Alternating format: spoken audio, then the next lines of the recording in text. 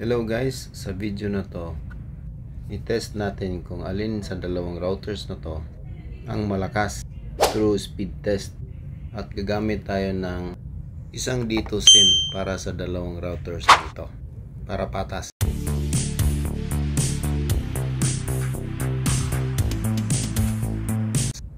Unahin natin itong ZTE F10 at ayan, may blue signal na. Ibig sabihin ang signal nito ay 4G LTE. So gawin natin is mag-connect tayo sa kanya. Yan, naka-auto connect na kasi to. Yan ang kanyang SSID.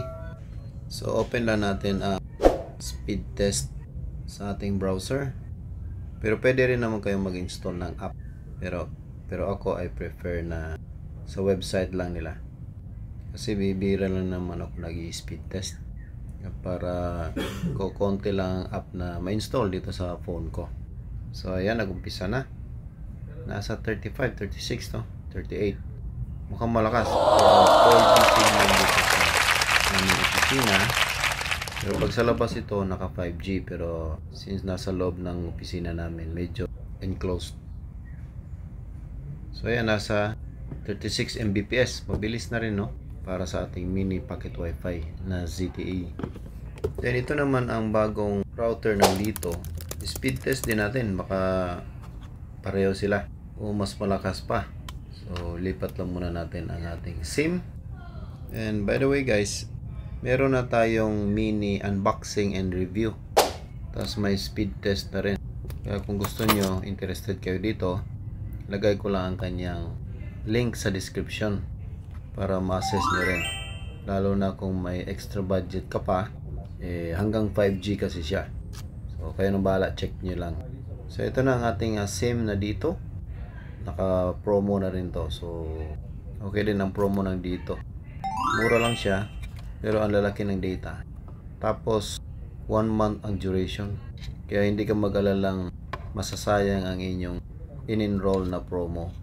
So ayan, ipasok na natin. The same SIM lang din to, para magiging patas ang ating comparison.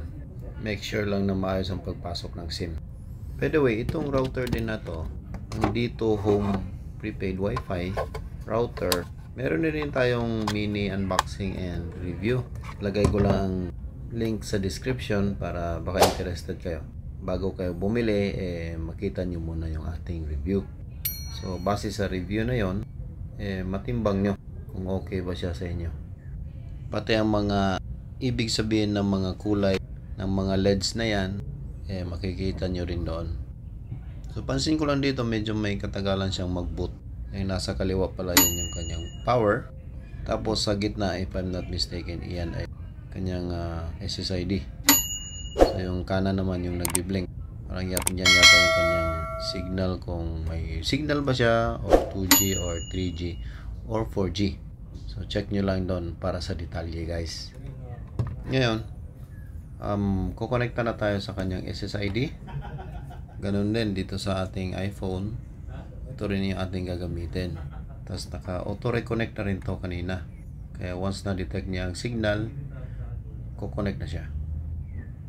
Yan na. Yan ang kanyang SSID. So proceed na tayo sa ating speed test. Pindutin na natin ang test again. By the way guys, 5 beses tayo nag-test itong ating mga routers. So ito lang yung pinakita ko, no, para hindi masyadong mahaba itong ating video. So nasa 21 Mbps ang kanyang speed, which is significantly lower kasi kanina nasa 36 So mababa. So kayo nang bahala guys kung gusto nyong bumili nitong dito home. Like and subscribe. Thank you.